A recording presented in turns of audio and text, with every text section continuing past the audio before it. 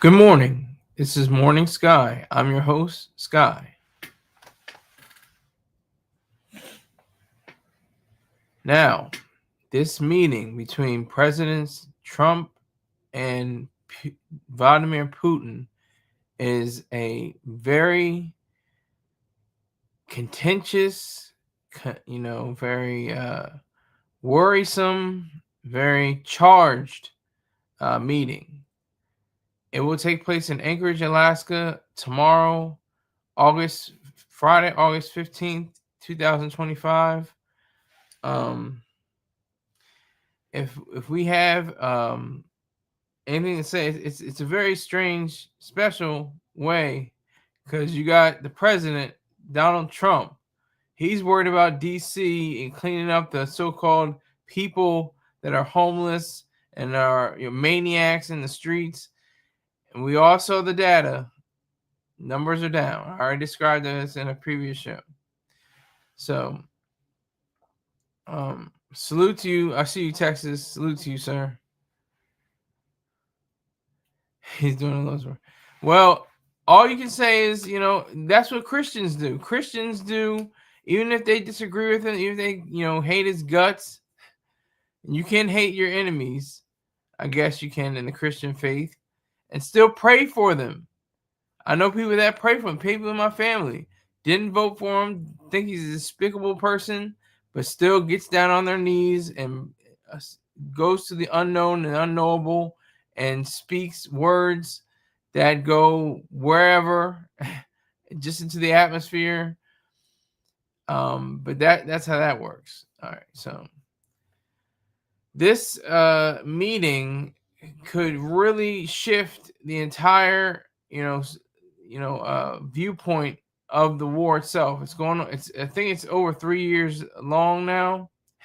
Thank you, Tuxie. That's the most positive thing he's ever said to me. I think I pray for you, Sky, but I know it's laced with hate because he's like, "Oh, you're an atheist, so I'm gonna pray for you." So it's kind of like saying, "Oh, bless your heart, bless your heart." That you're not really meaning in some circumstances. Some circumstances you are genuine when you say "bless your heart," but in other situations you're saying you just can't help yourself, child. You just can't help yourself. I am a heathen. I am a heathen by definition. I do not subscribe to any deities or deity or anything like that. I am by definition a heathen. That's true. But yeah, so Putin and Trump, I mean, if Trump can, treat Putin the way he treated Vladimir Zelensky, I mean, just with utter disrespect, and the way that Vance, double teamed on him with Trump. I mean, that was despicable. And Zelensky was very calm and very straightforward and reserved. I don't think that's going to happen with Putin. I don't think Trump's going to do a tongue lashing or have any kind of animosity expressed towards the Russian president. I think he's going to, show, a bit of reverence even for Putin. He wants to be Putin. He wants to have the role of Putin. Putin's been in control, I think, since 2000. If I'm not mistaken, please correct my dumb ass. But I think he's been in it for the longest time. He's been in it for at least 25 years. I think. I didn't do the research on that part, but that's what it comes down to. When did Big Donald disrespect the president of Ukraine? Zelensky doesn't want the war to end. It was a few months ago. If you remember, he was sitting in one of the rooms of the White House. Zelensky was visiting, and they just lambasted him. They just verbally almost assaulted him, and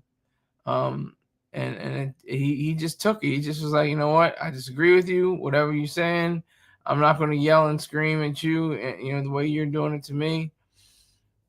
So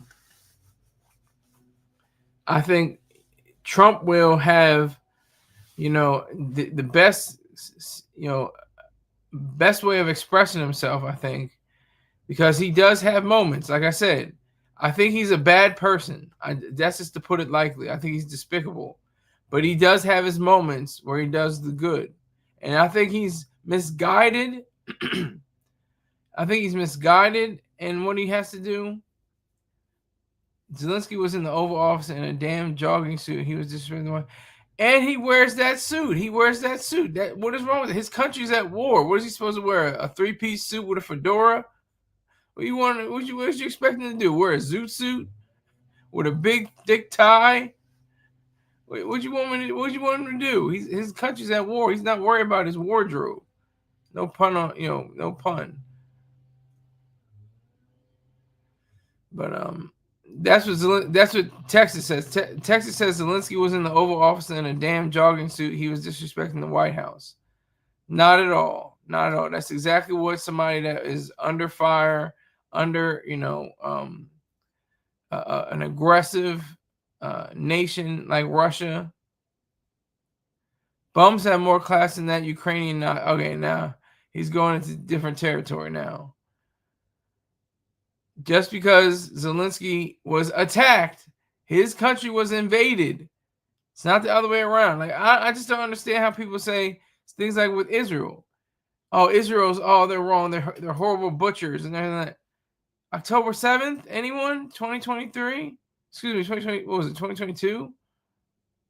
Yeah. Was it 20? I think it was 23. I have to get my own facts straight. Give me a moment.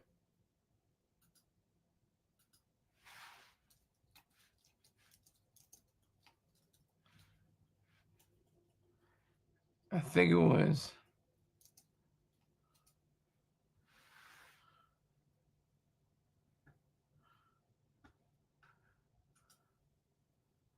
So this goes back to 2014 when Russia invaded Ukraine, started the largest and deadliest war in Europe since World War II. That was in 2014.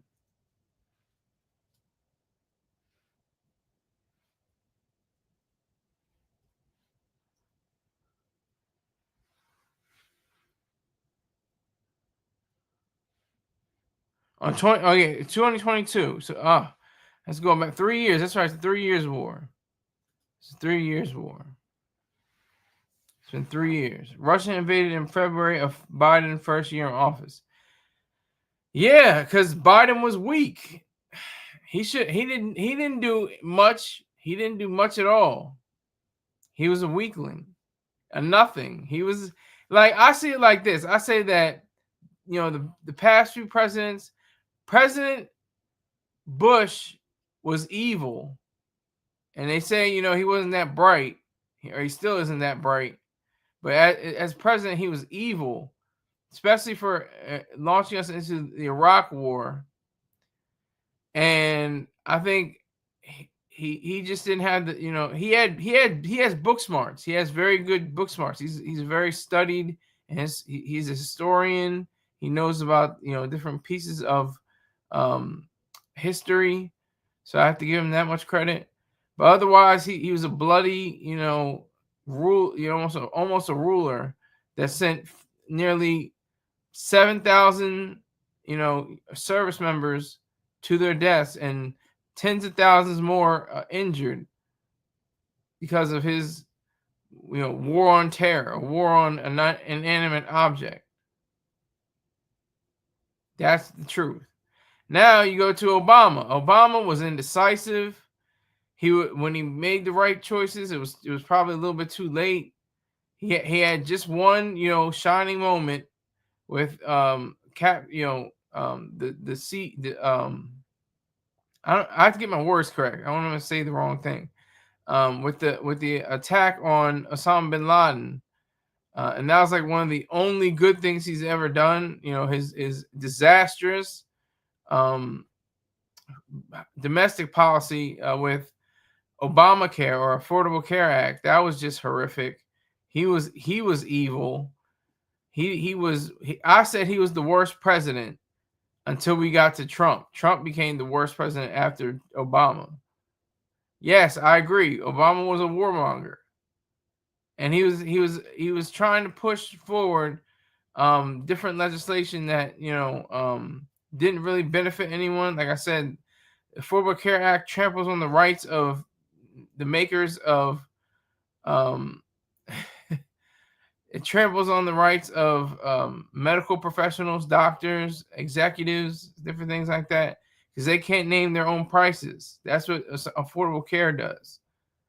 It restricts the transaction between patient and doctor, and intrudes, with the government intrusion into economics. That's completely, horrific.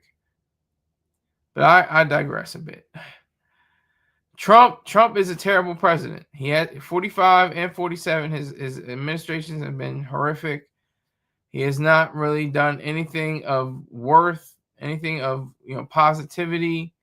Everything, there's slight issues like the cutting down on DEI, but the irony is that there should be no DEI in government schools or government facilities or government bureaus. This should be private. All that should be private. All, the school systems and stuff like that. In the bureaus, they should never have even allowed that. Salute to you, King. I salute you, sir. I salute to you. Thank you very much for coming in. We disagree sometimes, but it's the truth. It's still true. But yeah. So when these two men finally meet in Alaska, which was a part of Russia, which, if you didn't know, it was a territory of Russia's, and it now is the seat. It is the grounds for creating some kind of sense of peace, possibly bringing peace to that region of the world. Russia started it twice. Russia started in 2014 and 2022. That's how serious this all is. So I say that, if Trump is going to be a model, if he's going to be a spokesman, if he's going to be the leader of the free world, if he's going to actually take up that mantle and show to it and be precise and be strong and be rational, above all, be rational in all this, that would be good. That would be good. Salute to you too, and disagreements lead to greater understanding. Salute, yes, salute. Don't take my personal ever, because I surely got respect for you. Salute to you, King. Salute to you, sir. I appreciate that. I appreciate that. Make sure you hit that Venmo. I appreciate it. But yeah. So this meeting is special. Let me go to a video. Hold on.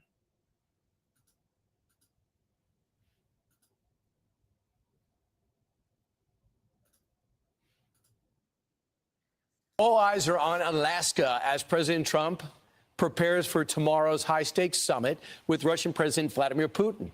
So Trump has issued a new warning to Putin if he does not agree to end the war in Ukraine. And Lucas Tomlinson is live in Washington with the latest for us. Hey, Lucas.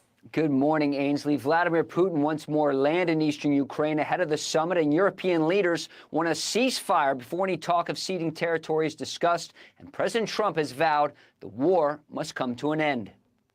Will Russia face any consequences if Vladimir Putin does not agree to stop the war after your meeting on Friday? Yes, they will. Yeah. What will the consequences There will be be? consequences. Sanctions, tariffs? There will be, I don't have to say, there will be very severe consequences.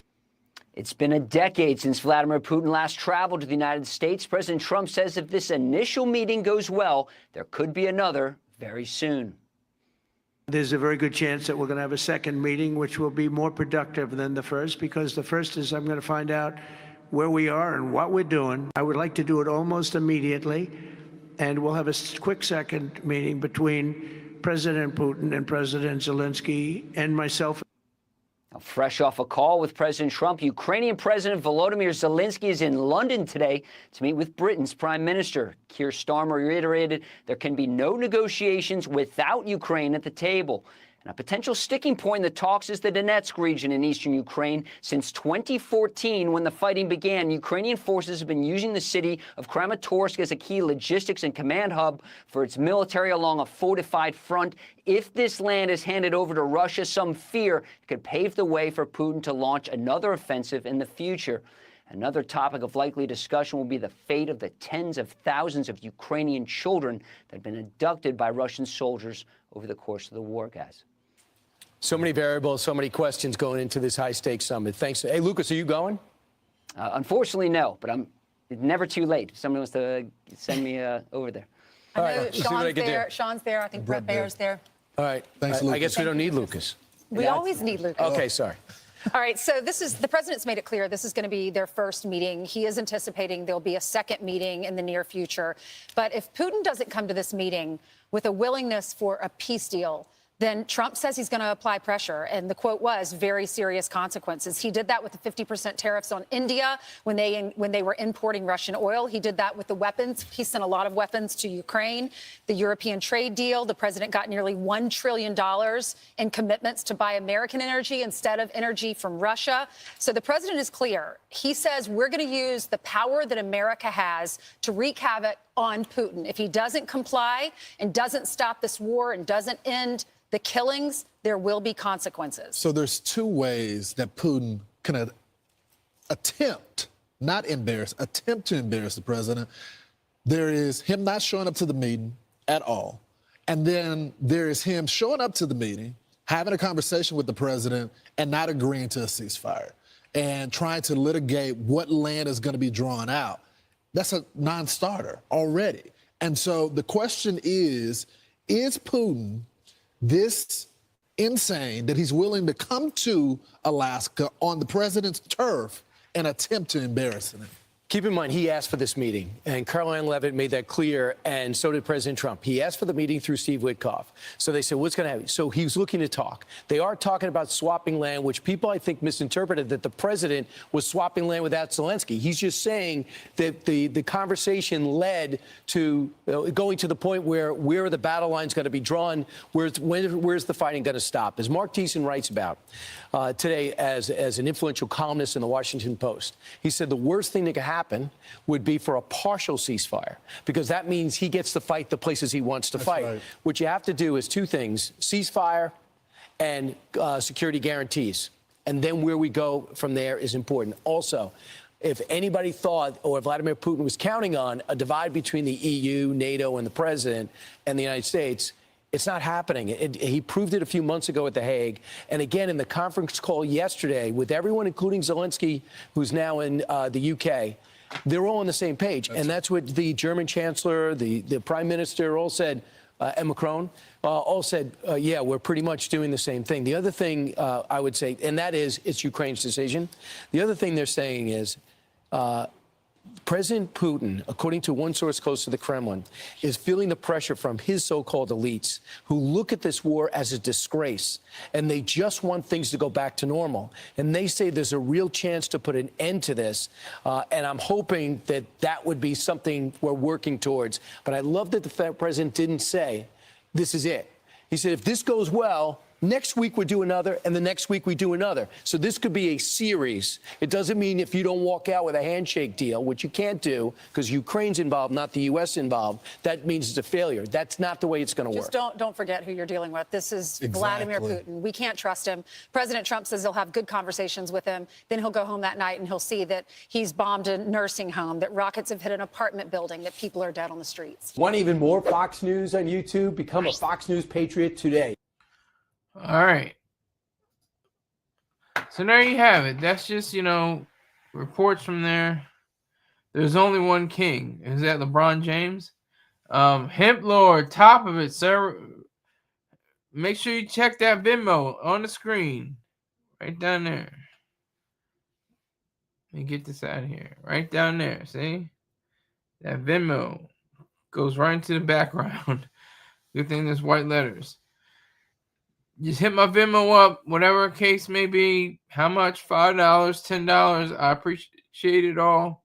Thank you very much. But you just heard it from them. Putin asked for this meeting.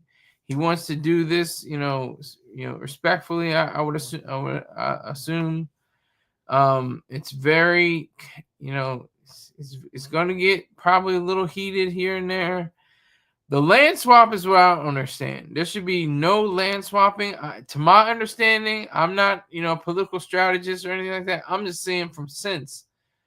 Ukraine should have all of its territory. There should be no, well, here's Russia. You can have some of this. You can have some of this, and we'll take some of that. No, it all should belong to Russia, to Ukraine. It should not be a problem. It should be something that's, very See, there's Texas with his trademark negativity. Of course, he comes in with his negativity. Oh my God! The irony is that you don't know who Mr. Choice Star Terrain is, but you're a troll. You're one of the troll babies. That spawned from his hatred that you don't even know about. That's funny. So, saying that this meeting is going to be proper is it's something to say about our country as it is. All right, the Kremlin says Russian leader. All right, this is a little while ago, so this is not as recent. But I'm going to play this video too.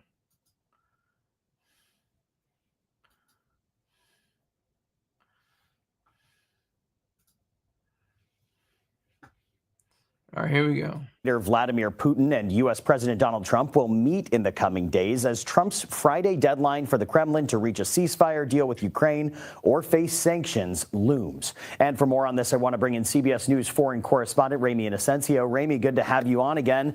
What more do we know at this point about a possible meeting between Putin and Trump?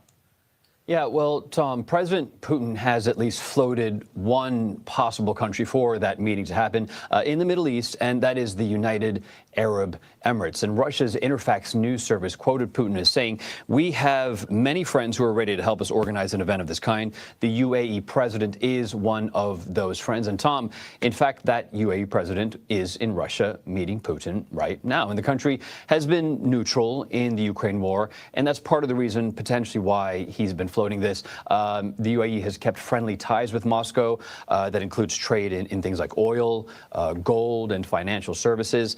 And then on the flip side, as for President Trump, well, he has got a golf course and a hotel there also, both in Dubai. So the optics of both of these leaders going to the UAE, there appears to be some political and optical logic there.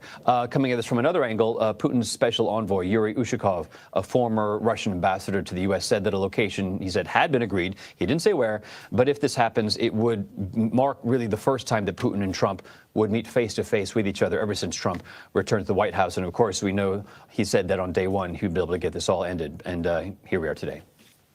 You know, Ramy, these stakes are incredibly high, no doubt about it. I think a lot of people out there are wondering, what about Ukraine and their role in this three-way summit?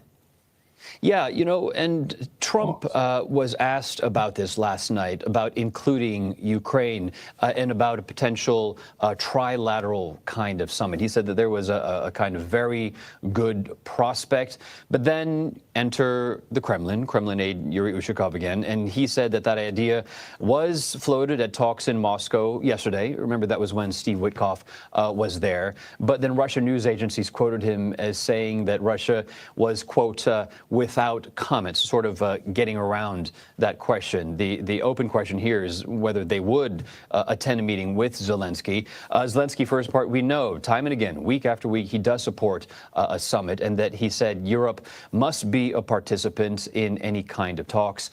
He also went to X, and he said that Ukraine is not afraid of meetings, expects the same, as he said, brave approach, a bit of a little bit of a tense side hustle with the Russian side.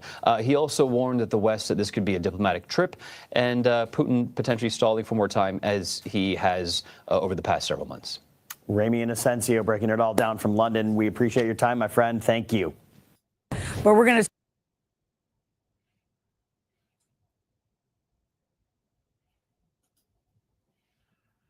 Hold on, let me check this.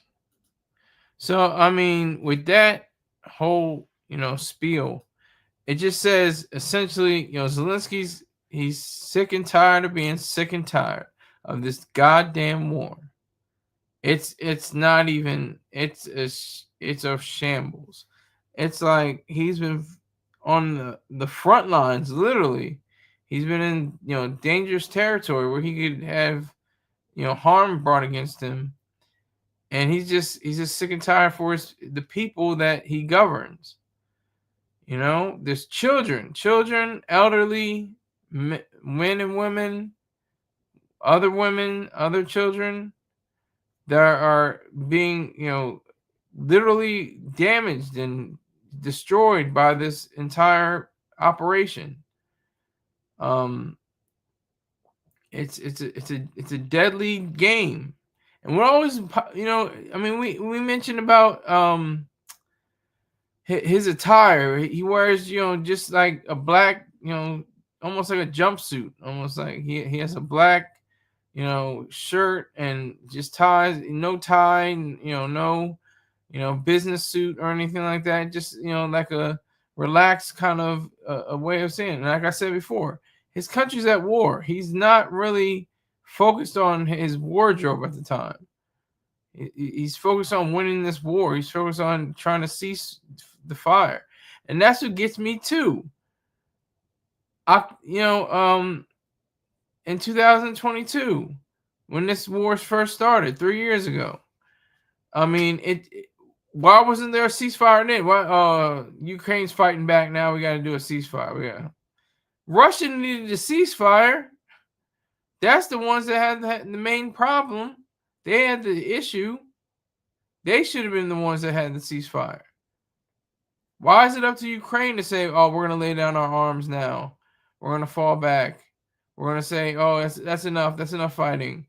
We've done enough." That's ridiculous. That's horrific.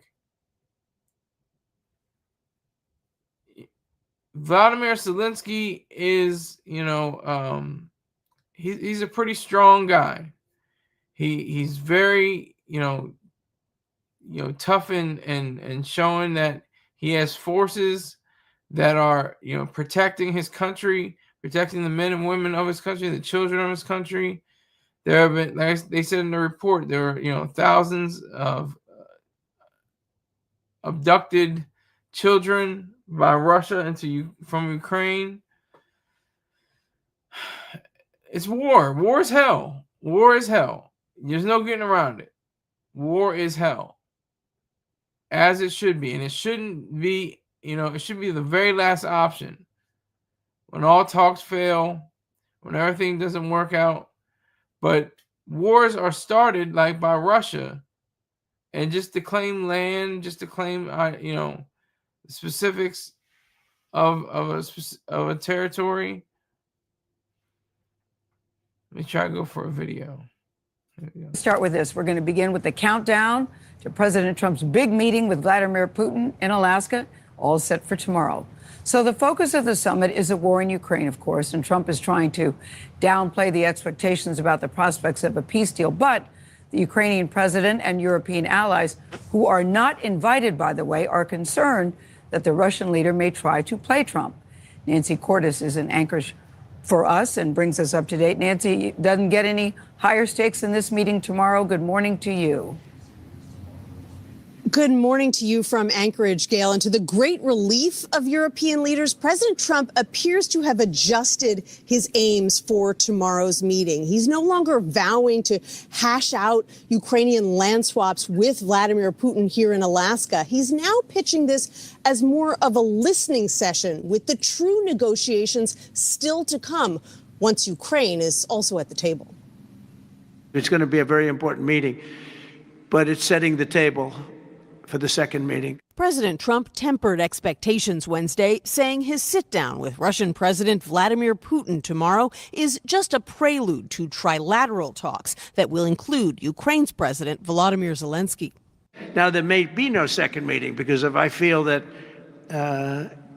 it's not appropriate to have it because I didn't get the answers that we have to have, then we're not going to have a second meeting. Trump's new framing came amid a full court press from European leaders who met with him via video call Wednesday and urged him to push for a full ceasefire first and haggle over Russian-held territory later.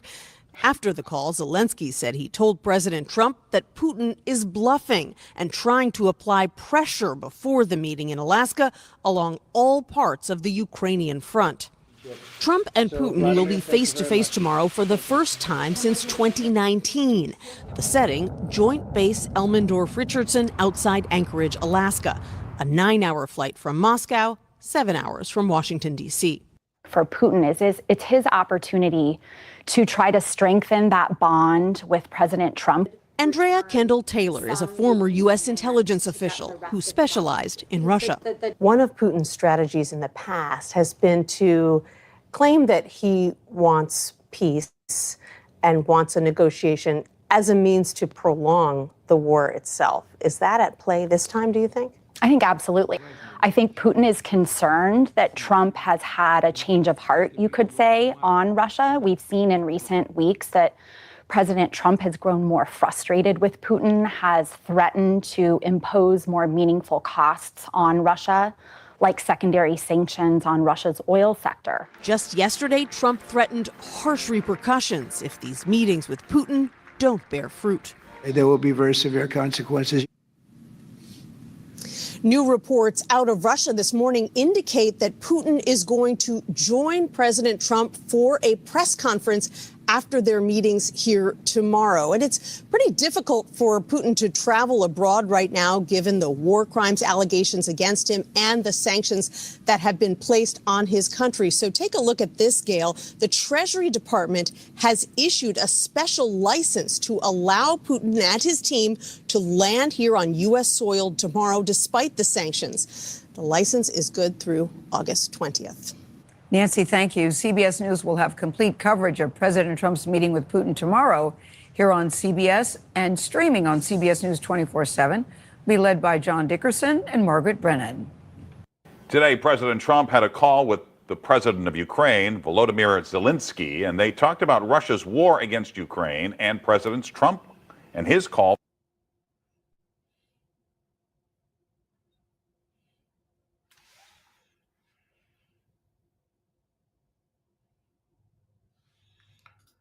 Okay, so we have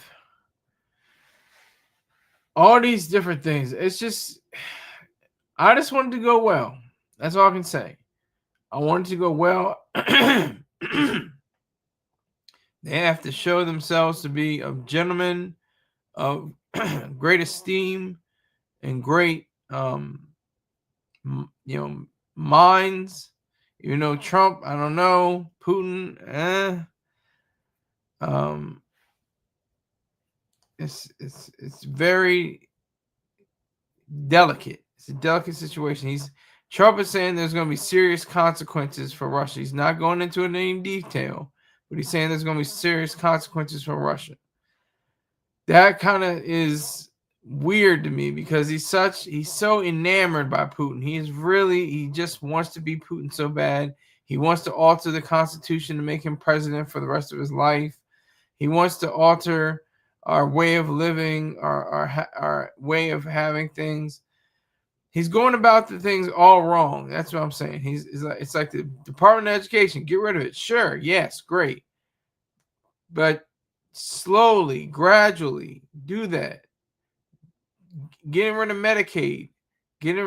Slowing down Social Security, Medicare. Very slowly.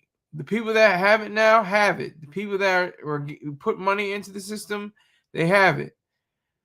People like Gen Z that are just coming into the workforce, they can have a percentage of it. Generation Alpha should pay no Social Security, Medicare, Medicaid, or anything, payroll taxes, all that. But I going off a little bit. I think that Putin he's a monster. He's not an upstanding guy. He's not a good person.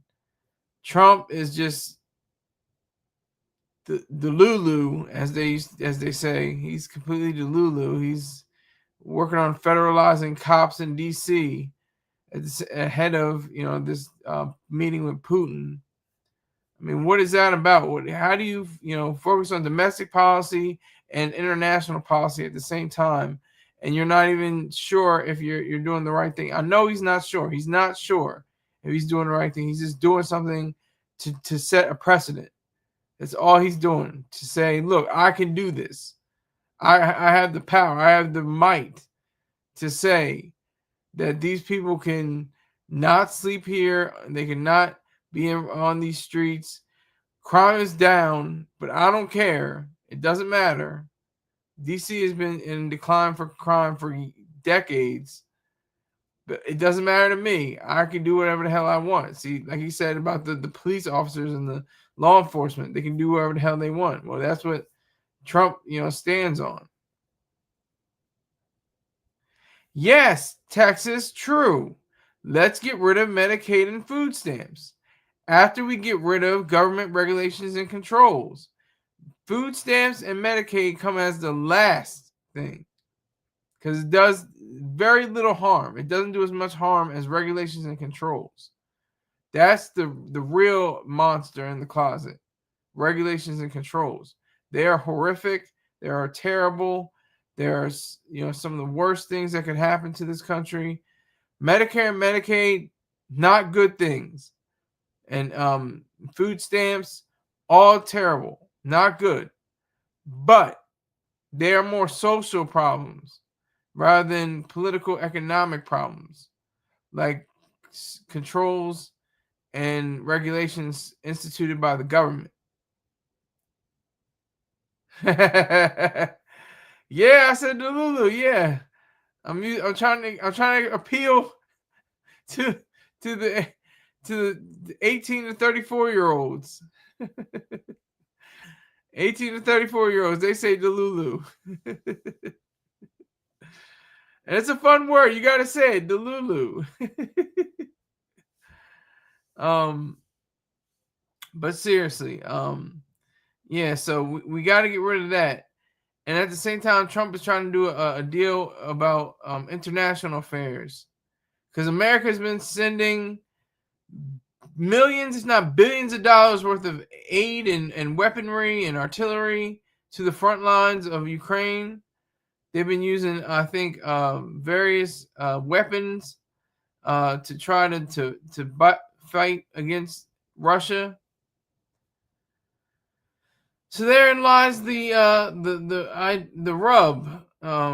Trump has, less than one brain cell really working. He's not the brightest guy.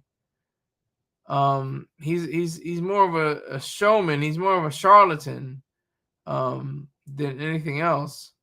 He doesn't have that much, going for him, because he's not going to be going down in history as one of the greatest presidents.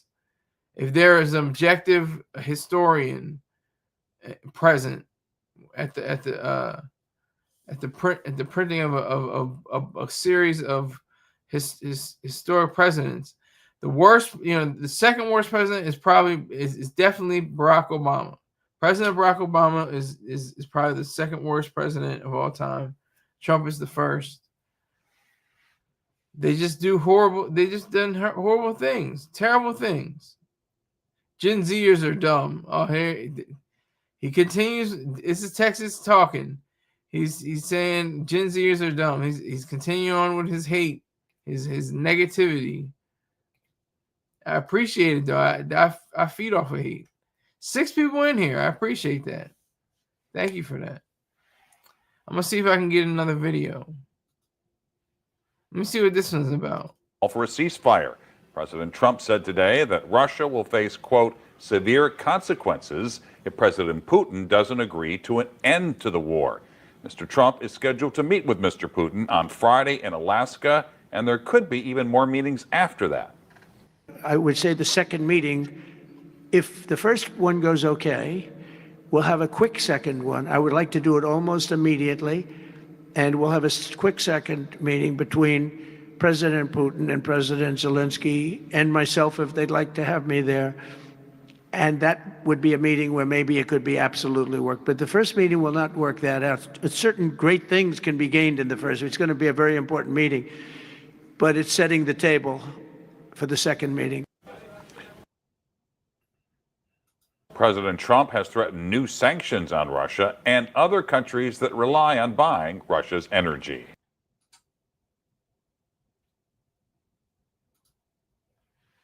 So Trump one brain cell is smarter than all of your brain cells. That's true. I can agree with that. But I'm not the leader of the free world. I'm not the commander in chief of the most noble nation in all of history. So that's saying something. You know, I'm just a guy on the internet trying to get money. That's all I'm here for. I'm just putting in work to get this cash.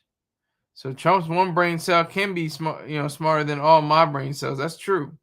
But I'm not, the president of the United States of America either. So there's a big difference. We had 6 people in here, now it's down to 1. Okay. I have no idea how the metrics work. I have no idea how they work. It is in our best interest to really probe in these meetings. Let me get out of here. It's in our best interest to probe these meetings because they mean something. There's millions of lives at stake. It's not just a sit down by the fireside with s'mores and roasting marshmallows and keying. This is serious, very severe circumstances. Very severe circumstances, and we have to look at them as such. Millions of lives are at stake, and this is what I don't understand. Why don't we just bomb the Kremlin? Just bomb the Kremlin. Those little, those little buildings that look like cakes. They almost look like little cakes. You got the different colors and the big onion bulbous kind of structures to them. He's your commander in chief. Show some respect. Well, he's not my commander in chief. I'm not in the Marine. I'm not in the active duty section right now. He's not really my commander in chief. And if he was, I still would, as somebody that I would follow the orders, but I wouldn't, necessarily say that, he has control over my life or that I respect his decisions. You're still a free citizen in the armed forces. When you have no rights except such as freedom of speech and freedom of that, it's all not free. They're not free. Freedom of speech, freedom of liberty, freedom of life. You have to earn all of that.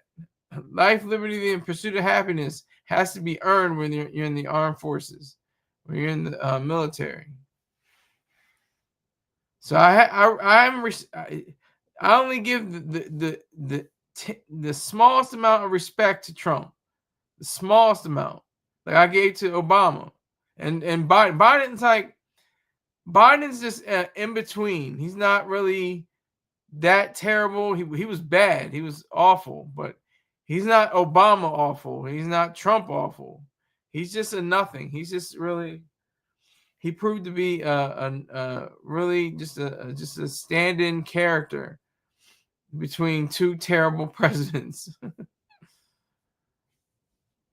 And I'm not saying that Hillary or Kamala would have been any better.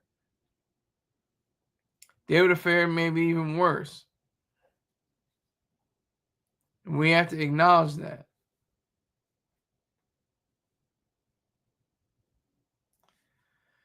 So, there's definitely a disconnect with the way that people view Trump, because Trump, he's a wishy-washy kind of guy. Oh, I remember when he was talking to Oprah when Oprah was fat. Oprah was fatter. And she asked him, you know, or she might have been trimmed by that time. I can't remember. It was a time because she was fat, skinny, fat, skinny, fat, skinny.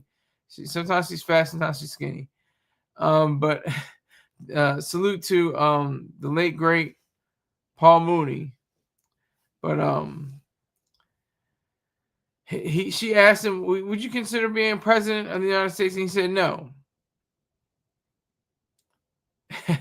I do take a VA check. I take a deposit, but that doesn't mean I'm active. I'm retired.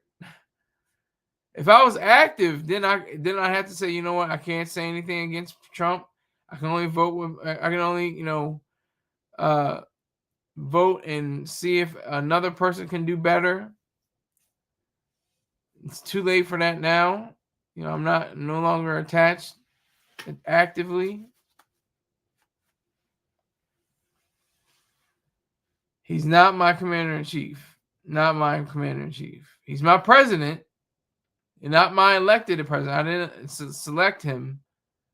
I didn't vote for him. But he's not my commander-in-chief by any stretch of the imagination. So I'm going to try to go to another video. This morning, President Trump preparing to meet with Vladimir Putin in Alaska, the first time the Russian president has set foot on U.S. soil in nearly a decade. The British Daily Telegraph reports White House officials are working on a deal that would give Russia access to natural resources in Alaska in exchange for ending the war, along with the lifting of some sanctions on the Russian aviation industry and providing access to rare earth minerals in Ukrainian territories currently under Russian occupation. Trump warning Russia there will be consequences if Putin doesn't agree to end the war. Will Russia face any consequences if Vladimir Putin does not agree to stop the war after your meeting on Friday? Yes, they will. Yeah. What will the consequences There will be be? consequences. Sanctions, tariffs? There will be, I don't have to say, there will be very severe consequences. The president has called Friday's meeting a listening exercise, adding that it's really about, quote, setting the table for a future face-to-face meeting between Putin and Ukrainian President Zelensky. There's a very good chance that we're going to have a second meeting, which will be more productive than the first. But Zelensky warns that Putin is bluffing and he's not serious about ending this war. On Wednesday, President Trump spoke virtually with Ukraine's president and European leaders. The British Prime Minister ready for a peace deal, but still had this warning for Putin. We do stand ready also to increase pressure on Russia, particularly the economy, with sanctions and wider measures as may be necessary. Trump has suggested both sides may need to give up territory. Russia currently controls about 20% of Ukraine and is making advances. Video circulating online this week shows explosions across the Eastern Front, with Russian troops breaching the front line. Civilian deaths now reportedly at their highest levels since the early months of the war. During that call with Zelensky, European leaders say they are united with President Trump that there must be a ceasefire before peace talks can begin. Nicole D'Antonio, ABC News, Washington. President Trump sharing new.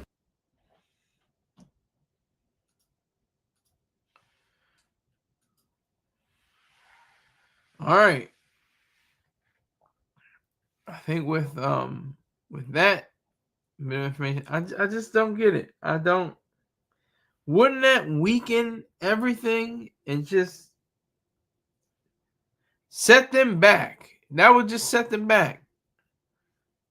If the Kremlin was bombed, nuclear weapons, whatever the heck, MOABs, mother of all bombs, we need that.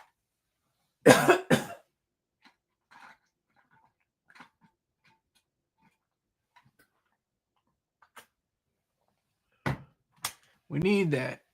That's paramount to our understanding of each other. I don't understand it. I don't get it. Just bomb the Kremlin. That would set all kinds of precedents. That would set in motion so many different things to happen. That will say that, hey, well, they're not playing. Wow, Ukraine and U.S. Wow, it's true. They bombed the Kremlin. The Kremlin's been around for what? I think centuries now, at least 100 years.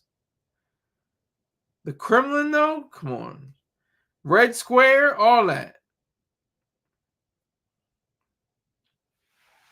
That would be amazing.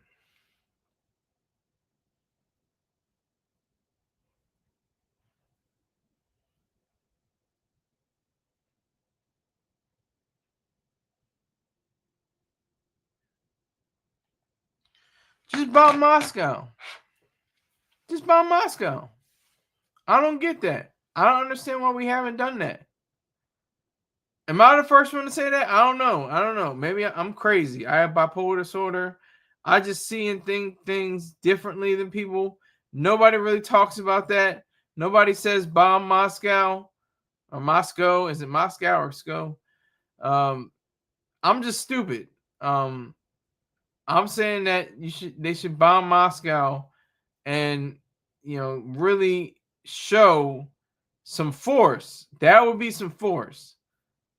If Ukraine just sent missiles over or dropped a bomb on the Kremlin, what would that do? What would that really, how much would that change the landscape of international affairs?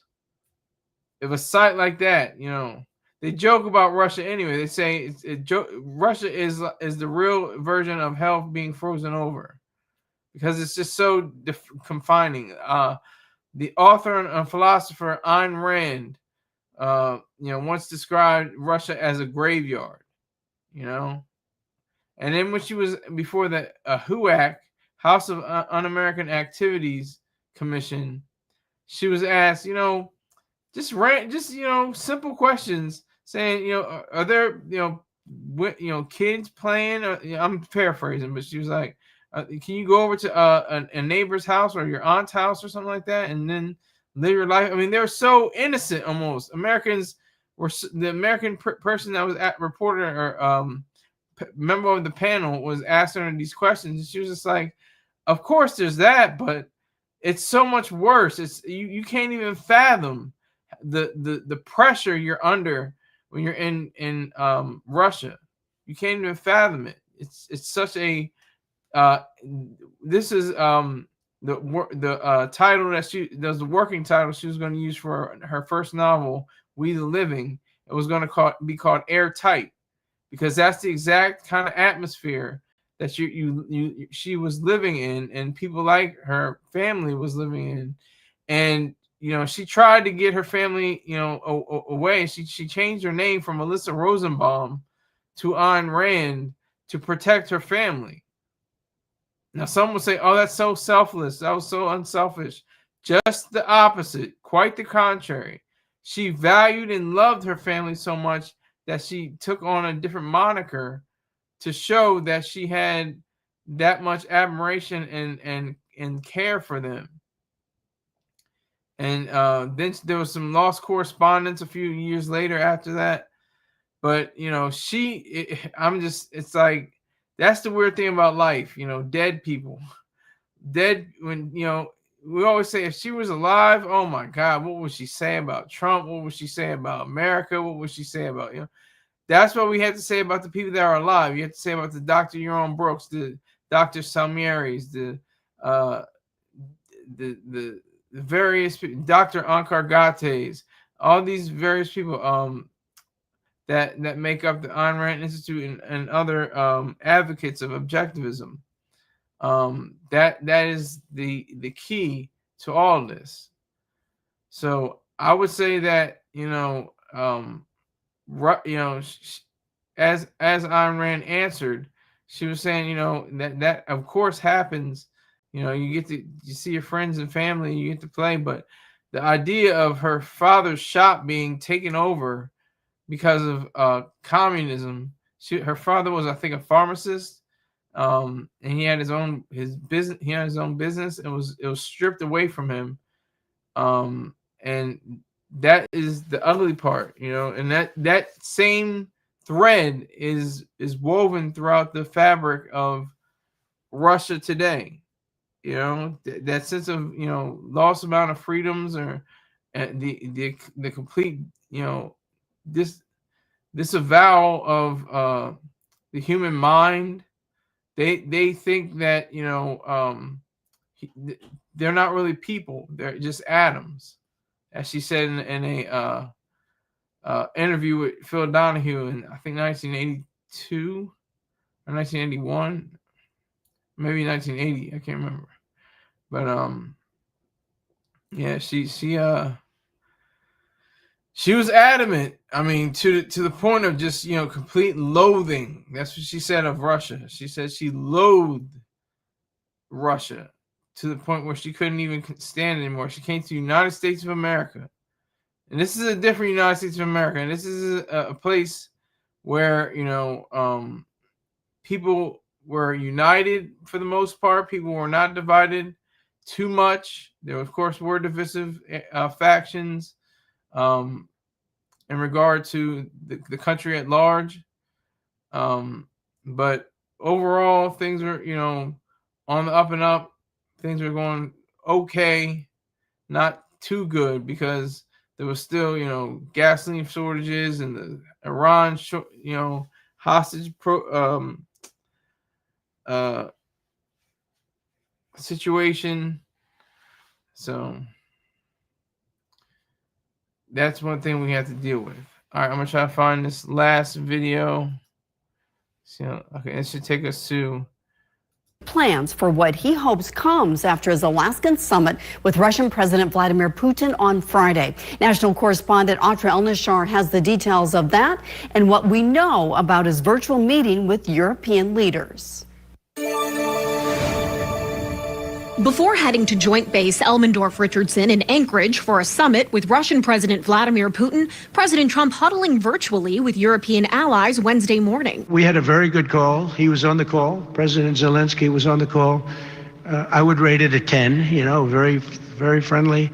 Earlier this week, Trump made it seem inevitable that Ukraine would have to give up territory as part of a deal to bring an end to Russia's war. Europe standing firm with Ukraine against this idea. After the call, as he's done throughout the week, President Trump tempering expectations for what his meeting with Putin will yield. I'm going to find out where we are and what we're doing. You think this is a listening exercise for the president? This is really a feel-out meeting, a little bit. The president says if things with Putin go well enough, he wants to see a second meeting almost immediately. Between President Putin and President Zelensky and myself, if they'd like to have me there. And that would be a meeting where maybe it could be absolutely work. But the first meeting will not work that out. Will Russia face any consequences if Vladimir Putin does not agree to stop the war after your meeting on Friday? Yes, they will. Yeah. What will the consequences There will be be? consequences. Sanctions, tariffs? There will be, I don't have to say, there will be very severe consequences. The president has already threatened countries that buy Russian oil with 100% secondary tariffs if Russia didn't end its war by last week. So far, only India has been hit with a 25% levy. Treasury Secretary Scott Bessent saying this Wednesday. I could see if things don't go well, then sanctions or secondary tariffs could go up. When asked whether he's confident he can convince Putin to stop targeting civilians in Ukraine, Trump says no, that in the past he's had what he thought were good conversations about this with Putin, only to hang up and see that Russian forces hit another civilian target. In Washington, I'm Atra El-Nashar. Hello, and thank you for joining us. We begin tonight with European leaders making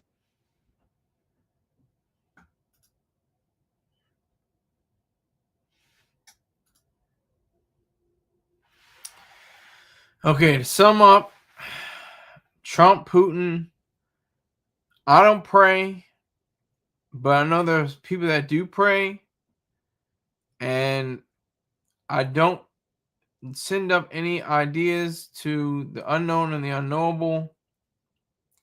I say that to say there's rational. Oh man, now I gotta stay on here for another freaking few minutes.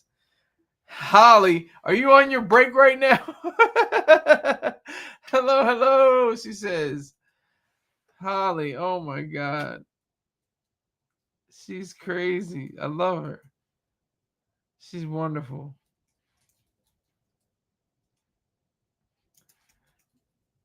Loving the names of your shows, Morning Sky. Yeah, I had to switch it up a little bit. Had to switch it up. I'm looking for her name right now. Hold on.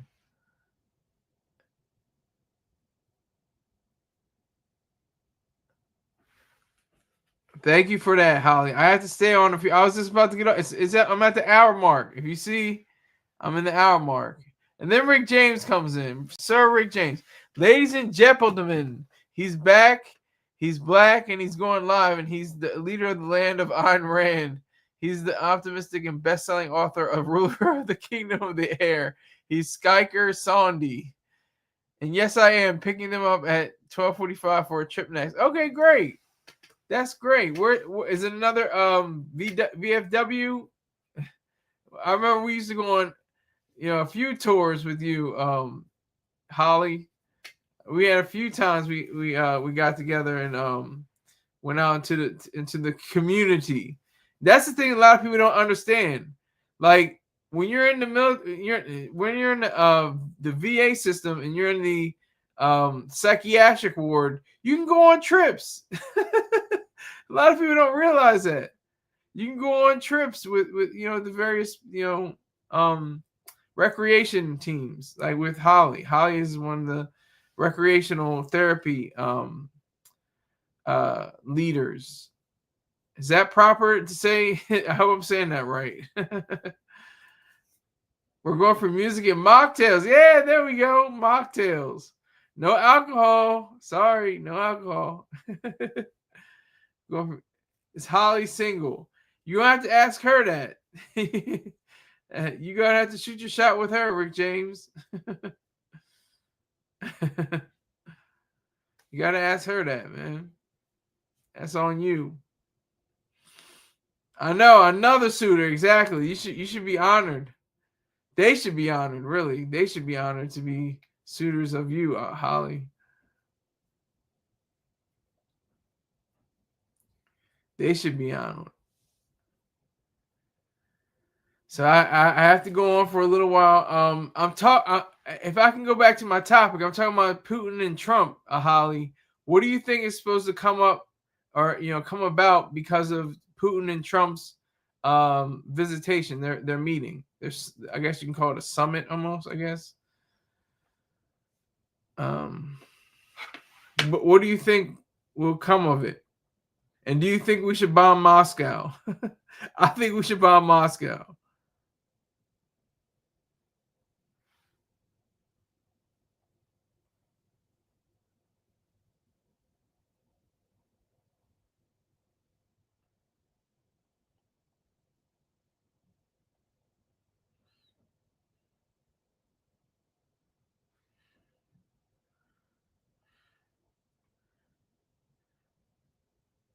Well, I guess it's just a meeting. I don't have a clue. No, okay, wait, hold on. You don't have a clue, and then you say no, absolutely not. I forgot what I asked now. I don't know. What don't you have a clue about, and what you say is absolutely not, Holly? So glad you're here. I really appreciate it. My Venmo's on the screen just in case you want to tell somebody else to donate. You donated in the past. I appreciate it. Thank you very much. But I guess you say you have absolutely no I don't have a theory for what could happen. Okay. Got you. That's cool. That's cool. You're honest. I just think we should bomb Moscow. I think that would be a good look. To be honest, just to be honest, I think that would be a good pay. Yeah, pay the man, exactly. And I appreciate that I still have this. So hold on, I thought I had it. Oh, here it is.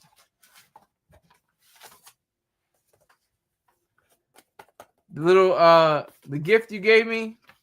I appreciate that. Thank you.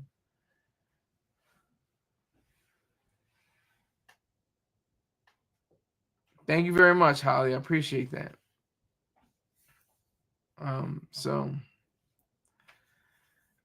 So you're a Trump supporter, Holly, as I understand it. Are you would you say you're part of the MAGA faction?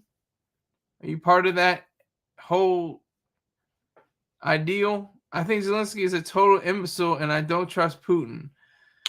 I have to disagree with you on the Zelensky imbecile thing. I think he's very reserved. I think he's very intelligent. I think he has, you know, the capability of trying to protect his country from the invaders known as Russians.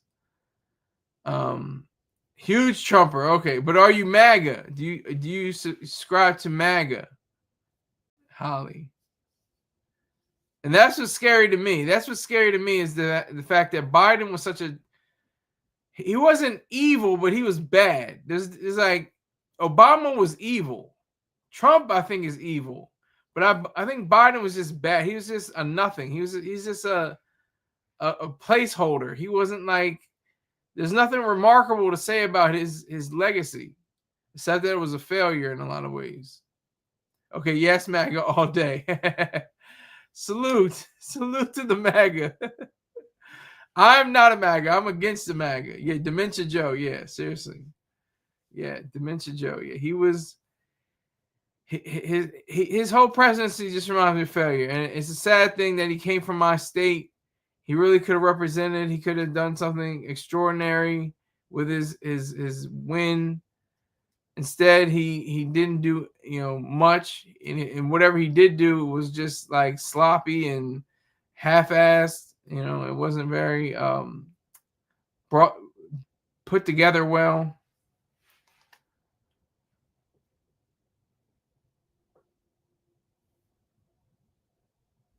So I'm gonna see if I can find another video. Let me see if I can find another video. We can watch a video together. He has no extraordinary ability. True. No extraordinary abilities. True. Their final appeals to President Trump before his big meeting with Russian President Vladimir Putin. President Trump took part in a virtual call this morning with Ukrainian President Volodymyr Zelensky, as well as the leaders of Germany, France, Italy, and the UK. For the Europeans, it was their last chance to make their voices heard before Trump goes to Alaska to meet one-on-one with Putin this Friday. And during an event at the Kennedy Center, President Trump told reporters about the call and his message for Putin ahead of their summit. We had a very good call. He was on the call. President Zelensky was on the call. I would rate it a 10, you know, very, very friendly. Will Russia face any consequences if Vladimir Putin does not agree to stop the war after your meeting on Friday? Yes, they will. Yeah. What will the consequences There will be be? consequences. Sanctions, tariffs? There will be, I don't have to say, there will be very severe consequences. We are also following the federal crackdown in Washington, D.C. More National Guard members are expected to arrive in the district tonight. The White House is saying crime is out of control. See, that's the BS. All right, let me say what Sir Rick James says. Skyler Saunders sees you should take us on a walking tour to the Biden house on one of your shows. Fact. No, that's not going to happen. I'm like 35 minutes away from him, from his house in, I think it's Greenville, Delaware. Let me make sure. I'm just flying off the handles right now.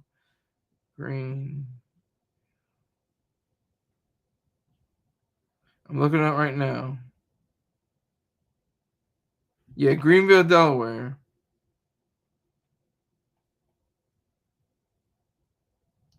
It's only a few miles away from where I am right now.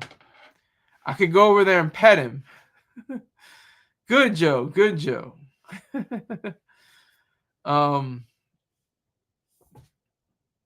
Yeah, so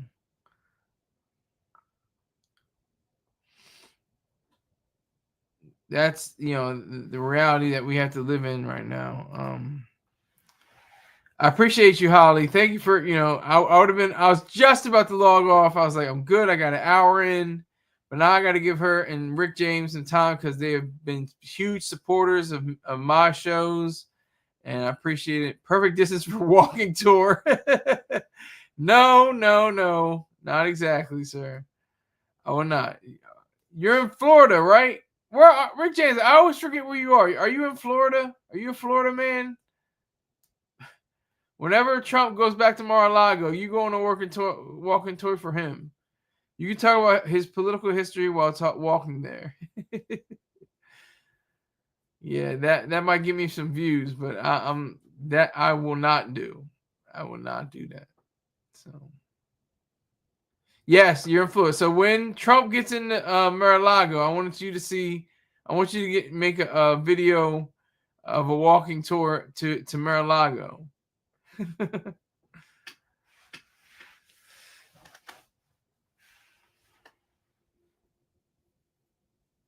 But here's the thing. I was trying to find longer videos and any videos really of the recent Zelle fraud case. The Attorney General of New York City, Letitia James, she's bringing a case against Zelle and its parent companies. There's multiple parent companies like Capital One and I think Wells Fargo and many others. And I learned that Venmo is actually a subsidiary of PayPal. I don't understand why they really did that. I understand it maybe for Generation Z, really, because they're starting to use commerce now, e-commerce. I tried to use Zelle. I had an editor. She said she was having trouble with Cash App or something like that. I was like, all right, let me try Zelle.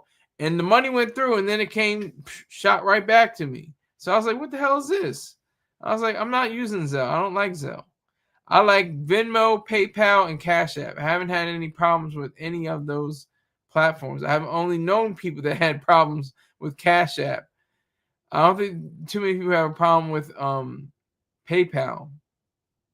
And I haven't experienced anything, deleterious regarding Venmo. I used to use a big vocabulary word, deleterious.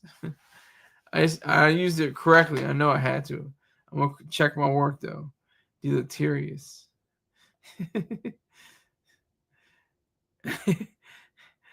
Deleterious. Hold on.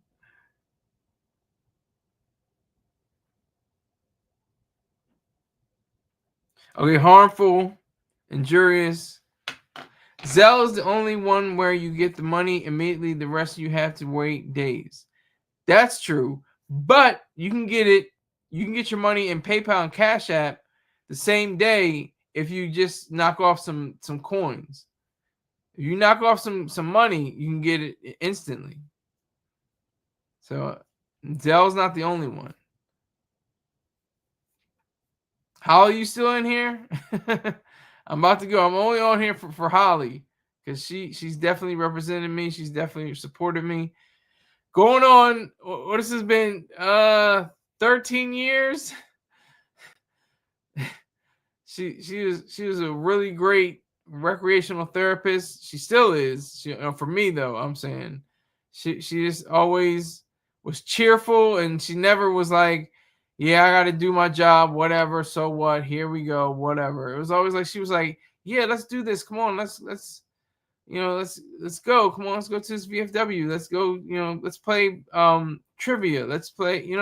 She was very adamant about her position. She doesn't just hold the job because she wants to. She has a passion about it. So I always appreciate that. You get 500 doll hairs. You need to give 25 doll hairs to get it madly. The hell is that? Get it in madly. The hell is that? I don't know, but I don't mess with Zelle. I hope it gets phased out because I don't like Zelle. And I tried to look it up on my my bank, and it's no longer even available. I don't think it's available anymore. I have to call them. I'm gonna probably call them, right after this.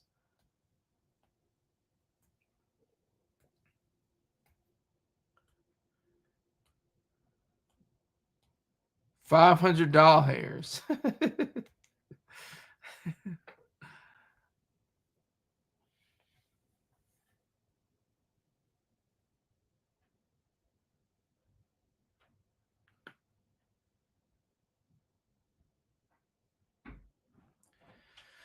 So now I gotta wrap up.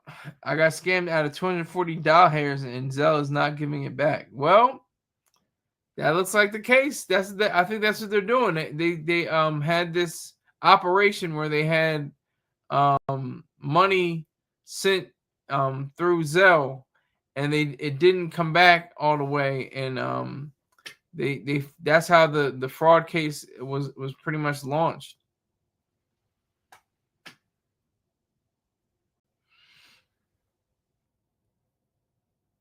I'm gonna have to yell at the bank today. Fact. Well, yell at them. They're pretty good people. They're good people on the line. They deserve your respect and your kindness. Only if they show it to you. I mean, if they're snotty and well, you should have done this. Well, you should have done that. Like if they're like that, then you can report them and say I had a terrible experience with LaQuisha Jenkins, and I want to report her, and I deserve my money. Yes, you do. Deserve my money. If I don't get my money, then we have issues. Fact. Looks like it. I'm gonna ride out with Rick James though. I'm gonna ride out with Rick James. See if I can go an hour and a half. Let me see. $240 hairs is nothing to wipe my what with over.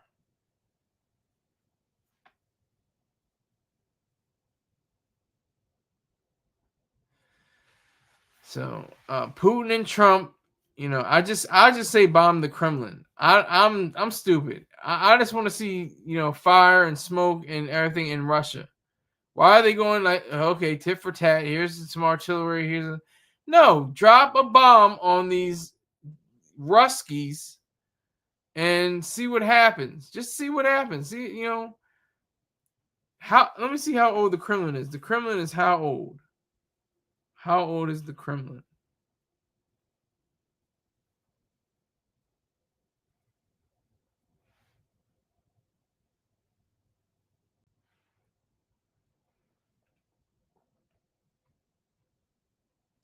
The site has been continuously inhabited by the Marians since the 2nd century BCE.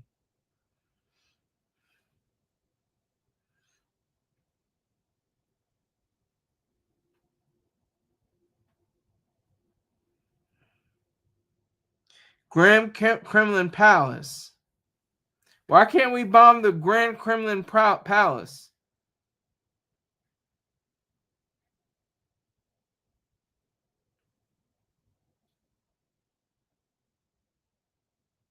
I don't understand. It would take them 2 seconds. It would take them 2 seconds to do what? What are you talking about, Rick James?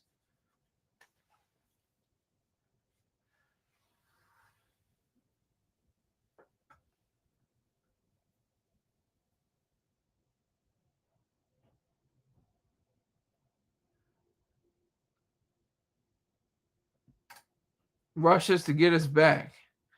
They wouldn't be able to get us back. They would be in shambles. It would be like 80 years ago, Hiroshima and Nagasaki. If we touch Russia, they will give it to us times 2. Fact. No, they wouldn't, because they would be too scared.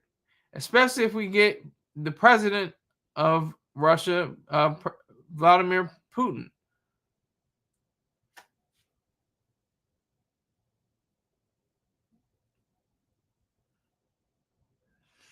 So I think we should definitely invest in B-2 bombers and dropping them MOAB, mother of all bombs, and just ride out on that.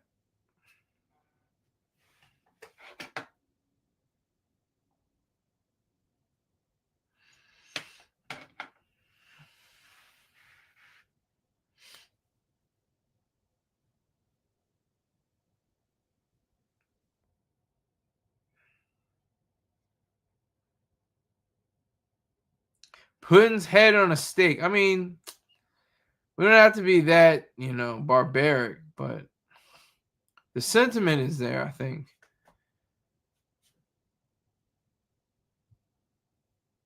He says put Putin's head on a stake. And it's S-T-A-K-E, not steak is like the beef that's prepared from cattle. It's all right, Rick James. I know you're probably coming off a PCP high. You're my one and only rider with me. I appreciate it.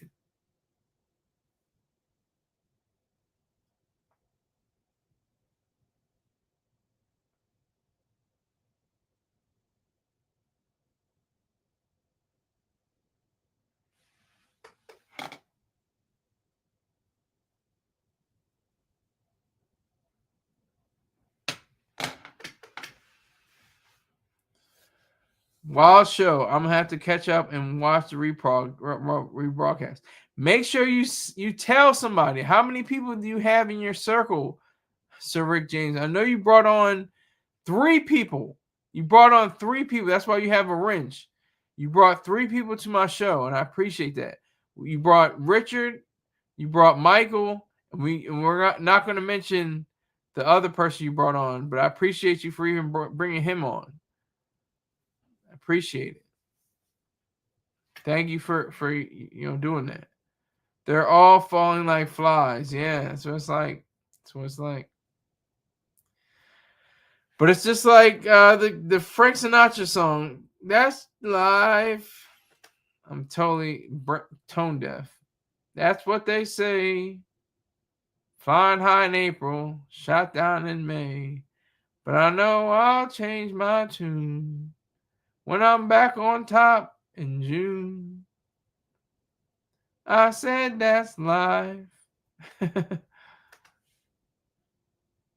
No, you will never see the Cowboys room again. This is the final place where I will be broadcasting from. This is it.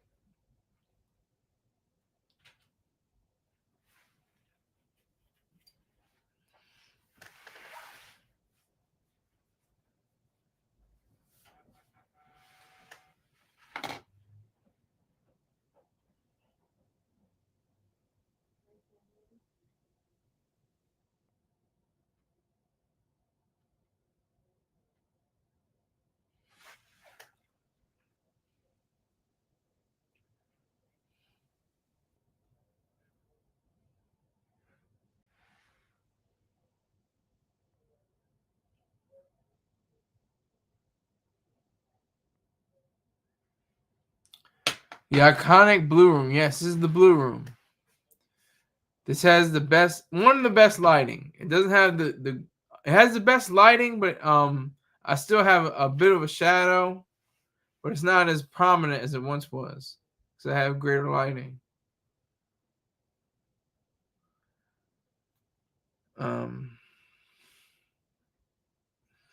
So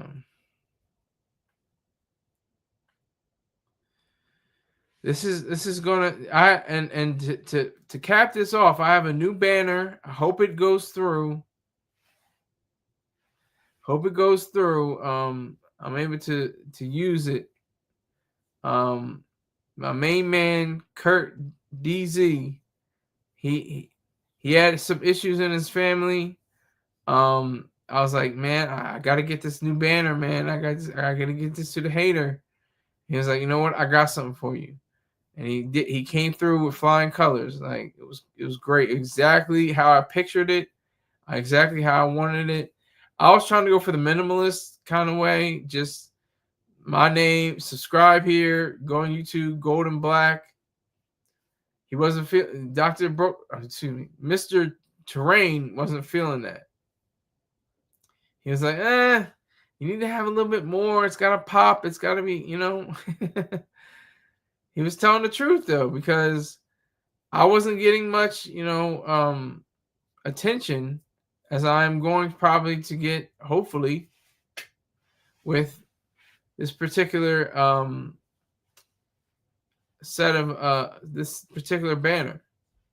I really like it though. I enjoy it. It's scary. It's creepy. It's just like how the news functions. Fear, fear, fear, fear, fear. You must be afraid. Oh, there's bacteria in the water. There's gangsters roaming the streets. There's Putin and Trump. This could be like Dr. Strangelove. This could be like the bomb going off. It's all. It really is driven by fear. I mean, sometimes it's healthy. Sometimes it's healthy fear. You want to make sure you catch E. coli from I think can you get E. coli from lettuce? I think you can get it from lettuce or broccoli.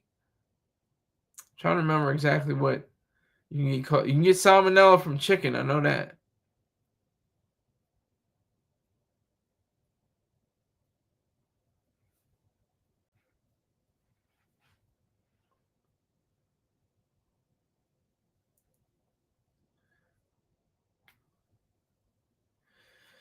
So I am very excited to see what happens. This is like, I hate the expression, throw it against the wall, see what sticks. But at the same time, I mean, that's exactly what you're doing every time.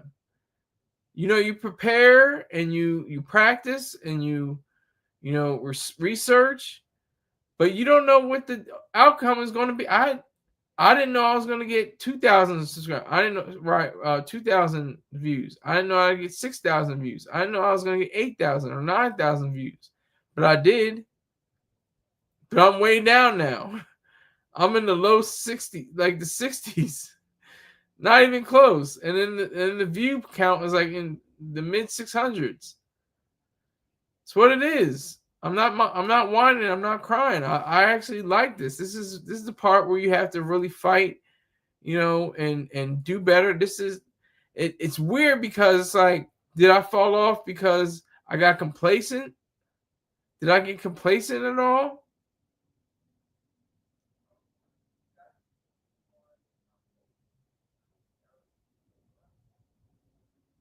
Is it because I fell off? I like this because I'm like driven. I'm like, I gotta get this money. I gotta do this the best thing I can do possibly. I can do this.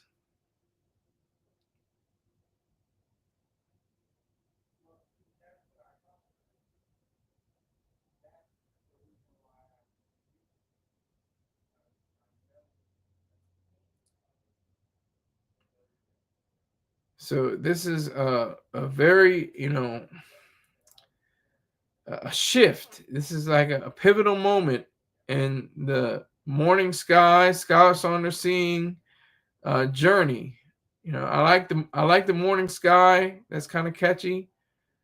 I'm gonna look forward to seeing if anybody else is able to replicate, the journey.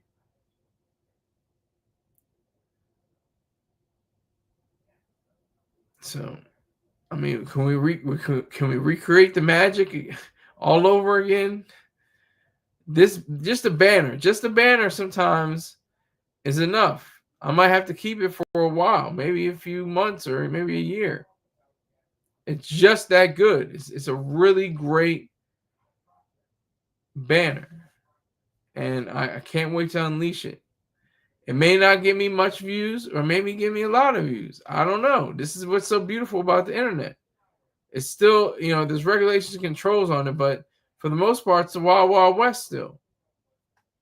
It's beautiful. And this is the secret they don't want you to know. Poor people can become rich based on the internet. Look what happened with Soulja Boy. Look what happened with all these people. They had nothing. He became a millionaire. I mean, it's hard to talk about him now. He's liable. When will it come out? It should come out right after this broadcast. I think when I go into the studio and select a banner, it should be able to correspond with this particular piece. So I'm just excited to see it. Possibly, I don't know how my computer works weird, but possibly see if it will be a beacon amongst the wasteland and be able to show everything that I wanted to show in just an image. Hey, I would like to thank everybody that came through today. Texas, Rick James, Holly, of course, the lady of the house, and of course, King Hazy. I appreciate all of you, and I will see you sometime. Hemp Lord, thank you, Hemp Lord. I will see you sometime tomorrow, probably early in the morning. So I thank you very much. Take care.